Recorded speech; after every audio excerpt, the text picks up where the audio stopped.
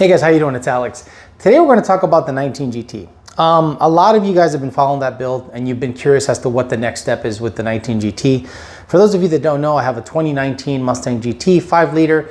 It was NA for a little while, then we put a Vortex supercharger on it, a V3 that was a leftover kit from Lund Racing. He just said, hey, it's sticking around in a box. You want it? We got to do some R&D on the Gen 3 stuff. I said, okay, cool. Gave it to me with a 3.6 pulley. It made 700 real horsepower on pump gas. Subsequently, a ring land let go on the number 7 piston, and I had to replace the motor. After replacing the motor, I went ahead and upgraded the injectors, got me some FIC 1440s, and then a boosted pump, and I started messing around with Sunoco 260 GT fuel because I didn't want to buy a fuel system. This was a car I pretty much daily, it was like the car I drove all the time. It has close to 50,000 miles on, and it's a 2019. So I thought to myself, well, I don't want to rag this thing out and make it just another E85 dumb thing. I want it to be something like you guys would build, something pretty tame, something that you want to turn up on the weekends, but still pretty damn reliable. So after doing all that, racing Jake, making good power, running a 6-second 60 to 130, upgrading the transmission to a Ben Calimer Stage 3 and a McLeod clutch, I thought to myself, where else can I go from here? So I thought, well, I can go turbo. So sure enough, I bought a turbo kit, and after putting the hot side on, the car was starting to become a race car. And I'm like, I don't want another race car. So I said, okay, let me sell the turbo kit. So I ended up selling the turbo kit minus the turbo. So I have the turbo kind of just laying around. And my plans are to probably trade the car in. So I talked to Nick James at PMAS. He sent me down a PMAS fender well intake. I've still yet to do testing on that. My plan is to do some NA testing. And in the meantime, I wasn't really looking to do anything. So a supercharger company reached out to me. And this supercharger company has been making, let's be honest, waves. Rarely do you see a supercharger company really push a product and the product not only perform really well, but it's a product that's already out there. This is a centrifugal supercharger company. So they reached out to me and said, look, Alex, are you willing to run our kit on your white car? And I was like, look, I've already done this. I've already run a couple of superchargers, and I almost feel like I can't give people bad news if they provide or discount a supercharger kit for me. So I feel kind of weird, especially in the position I'm in. I'm a tuner, so everyone's gonna think I'm super biased one way. So I need to have some kind of level of control and honesty when it comes to the kit. The owner was super receptive to that. He said, actually, I don't want to buy you that way. I want you to put it on, give me your honest thoughts. And if we can improve on the kit, awesome. If we can see gains or whatever, awesome. If you can grow with the kit, because let's be honest, with the Vortex V3, I was limited. I couldn't go anything under a 3.4 pulley on the Vortex V3 before I would start to overspin the slinger.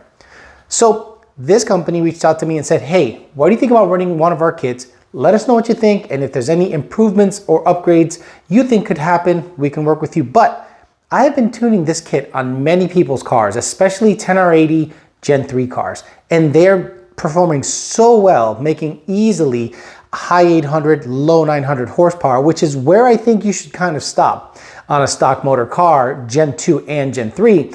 And they said, give it a shot and let us know what you think. So ESS, yes, ESS reached out to me, said, look, we're planning to make a F-150 kit, but in the interim, can you run one of our kits? I said, if I don't like it, I'm gonna tell you.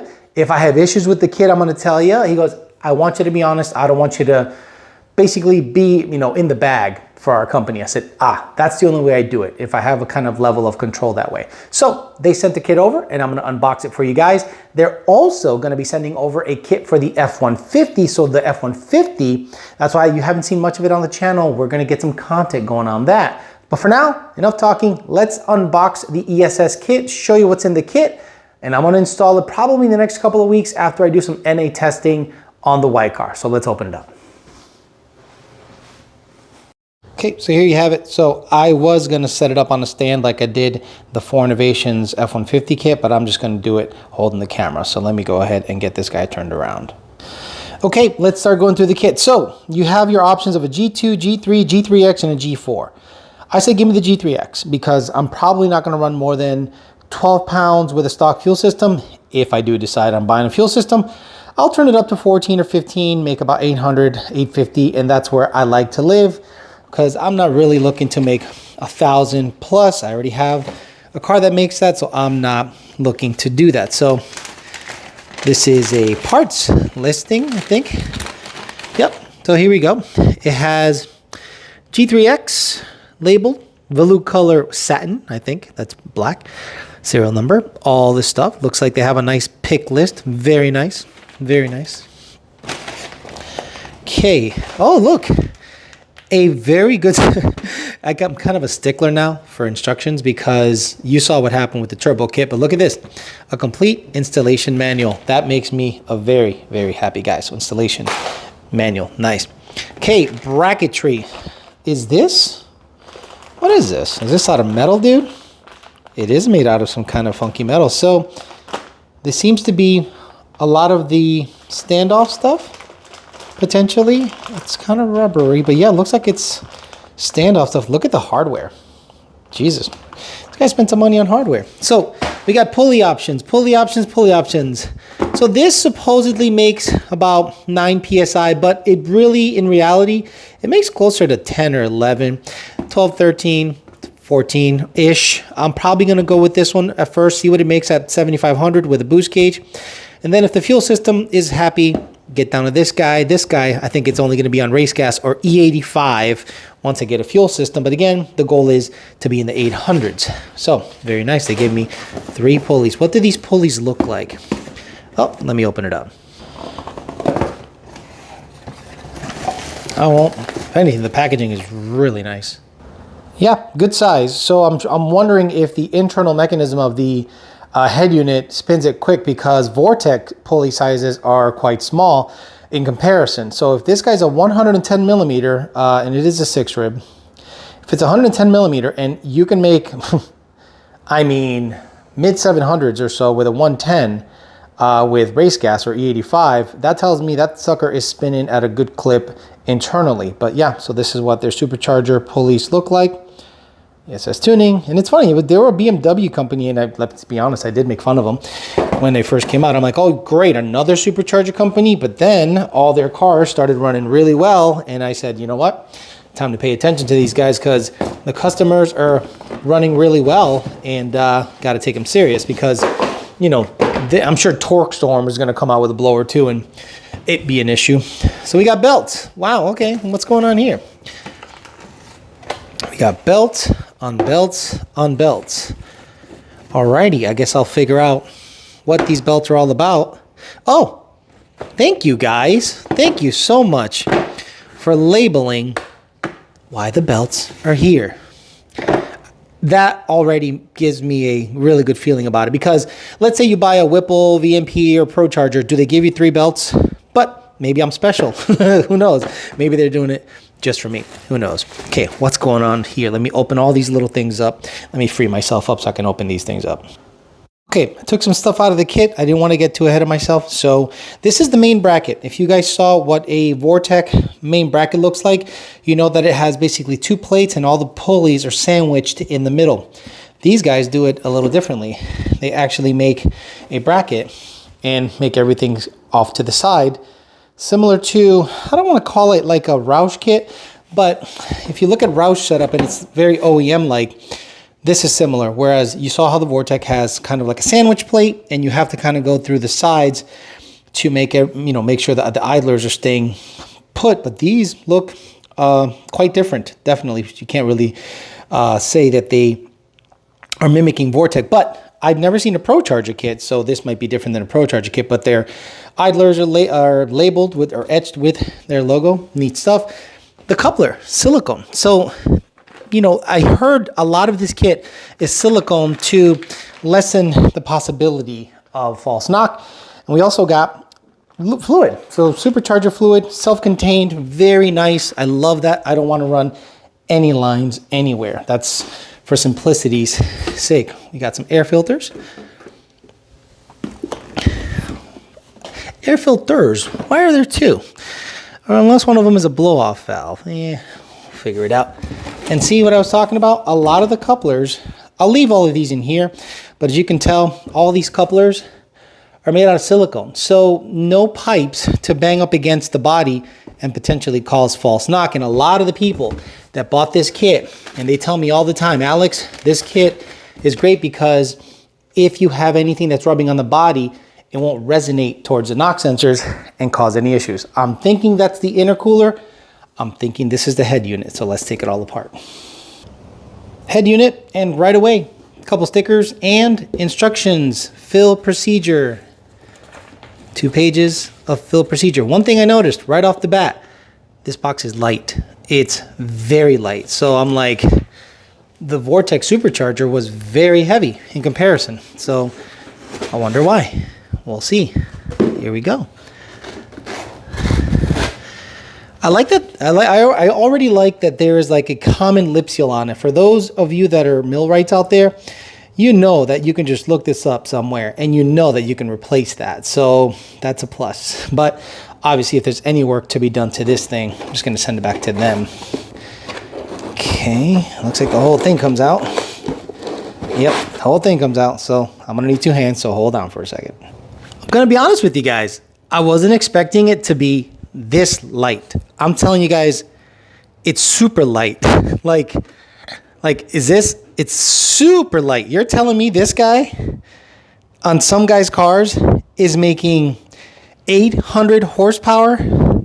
I really would love to know the technology behind it, because if you know centrifugal gearboxes or centrifugal pumps, there's not much to them, but they are robust and powerful. This is a G3X, and I've seen it make over 900 on manuals, high 800 on 10 or 80 cars. And this guy, guys, is super light.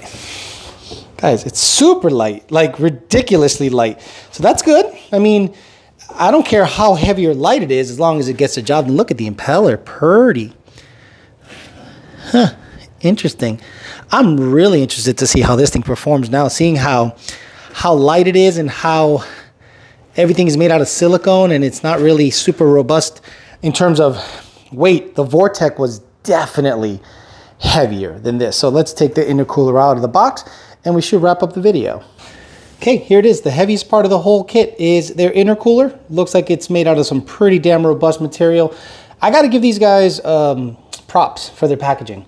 The packaging is excellent. It's not good, it's excellent. If you've ever put anything in a box and know how difficult it is to box something up, they were able to fit all this stuff: supercharger, blow-off valve, belts, all the couplers, brackets, intercooler, in a pretty normal sized box at the end of the day. Here's the MAF housing, in case you were wondering. I think they've taken very good notes. The fact that we want a nice long run on the MAF housing, and this is exactly the same MAF curve as a Vortex or a Paxton. I'm saying the difference in tuning between an ESS, a Vortex, and a Paxton is the name, the way we look at it, because they've made it super, super repeatable. These brackets I'll have to figure out what they are based on the instructions, but I'll lay it all out here so you guys can see what all is in the kit. Okay, here it is.